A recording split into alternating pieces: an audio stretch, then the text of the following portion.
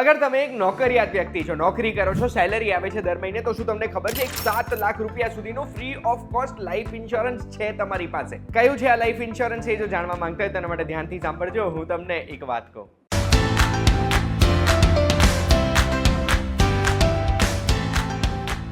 એક વાત કહું, આપનું સ્વાગત છે. મારું નામ છે કુંજ ઠક્કર. કોઈ પણ કંપનીમાં 20 થી વધુ એમ્પ્લોઈઝ હોય છે, કર્મચારી હોય 20 થી વધુ, તો એવા સંજોગોમાં એમણે કમ્પલસરી ઈપીએફઓમાં રજીસ્ટ્રેશન કરાવવું પડે છે.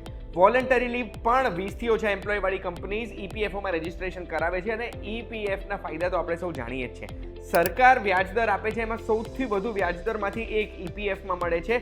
એટલે આપણા પૈસાની બચત બી થાય છે અને એક મોટું લમસમ અમાઉન્ટ આપણને મળે છે. અને ટેક્સમાં પણ આપણે પૈસા બચાવી શકીએ છીએ.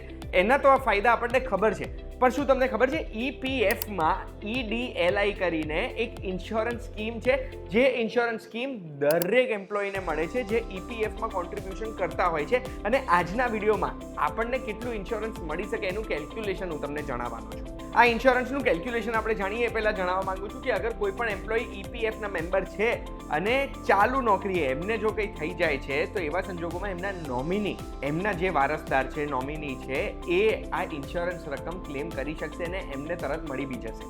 હવે આપણે કેલ્ક્યુલેશન કરીએ તો કેલ્ક્યુલેશનમાં પહેલાં તો જણાવી દઉં કે મિનિમમ લાઈફ ઇન્સ્યોરન્સ 2.5 લાખ રૂપિયા તો દરેક વ્યક્તિને મળે જ છે અને મેક્સિમમ લાઈફ ઇન્સ્યોરન્સ 7 લાખ રૂપિયા મળવા પાત્ર હોય છે. હવે આનો ફોર્મ્યુલા જે છે ને, ફોર્મ્યુલા શું છે કે છેલ્લા 12 મહિનામાં આપણો જે બેસિક પગાર હતો ને, જેના ઉપર આપણા ઈપીએફની રકમ કેલ્ક્યુલેટ થતી હતી, એ બેસિક પગારની એવરેજ કાઢવાની છેલ્લા 12 મહિનાની અને એને 30 થી મલ્ટીપ્લાય કરવાનો. એટલે આપણો જે બેસિક પગાર છે એને 30 ગણા વત્તા આપણું એવરેજ બેલેન્સ છે એના 50%, આટલું આપણું ઇન્સ્યોરન્સની રકમ થઈ ગઈ. એટલે આપણો છેલ્લા 12 મહિનાનો જે બેસિક સેલરી છે એનું ટોટલ કરીને એને ભાગ્યા 12 કરી દઈએ એટલે એવરેજ પગાર આવી ગયો. એને ગુણ્યા 30 કરી એટલે આપણો પહેલો આંકડો આવી ગયો. એને આપણે એડ કરીશું આપણા ઈપીએફઓ અકાઉન્ટના છેલ્લા 12 મહિનાનું જે એવરેજ બેલેન્સ છે ને એના 50%થી. ઉદાહરણ તરીકે માની લો એક એમ્પ્લોય છે જેમનો બેસિક પગાર 9,000 રૂપિયા છે. આ 9,000 રૂપિયા છેલ્લા 12 મહિના 9,000 હતો જ અને એવરેજ બેલેન્સ એમના ઈપીએફ અકાઉન્ટમાં 1 લાખ રૂપિયા રહ્યું છે. વધારે જશે આપણે લાંબો ટાઈમ કામ કર્યું હોય તો, પણ આ ઉદાહરણ માટે સમજાવું છું. તો એ 9,000 ગુણ્યા 30 એટલે 2,70,000 અને 1 લાખ રૂપિયા જે એવરેજ બેલેન્સ છે એના 50% એટલે 50,000 રૂપિયા. એટલે એમને મળવા પાત્ર છે 2,70,000 વત્તા 50,000 એટલે 3,20,000 રૂપિયાનું ઇન્સ્યોરન્સ કવર.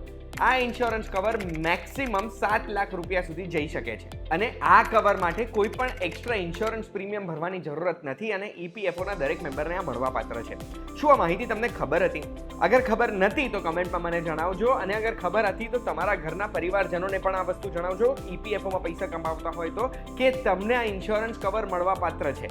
એનાથી માહિતીના અભાવને લીધે આપણા પરિવારજનો ક્લેમ કરવાનું ભૂલી ના જાય. આપણે પોઝિટિવ જ વિચારવાનું કે આપણને કંઈ જ નથી થવાનું, બટ ઇન્સ્યોરન્સ એના માટે છે કે જે સંજોગો આપણે વિચાર્યા ના હોય એવા ઉદ્ભવ થાય છે, તો એવા સંજોગોમાં ઇન્સ્યોરન્સ કામ કરે છે. આવી વિડીયો જોવા માટે વીટીવીનું એપ ડાઉનલોડ કરી દેજો અને એક વાત કહું, બધા વિડીયોઝ તમને ત્યાં જોવા મળશે. આપણે ફરી મળીશું.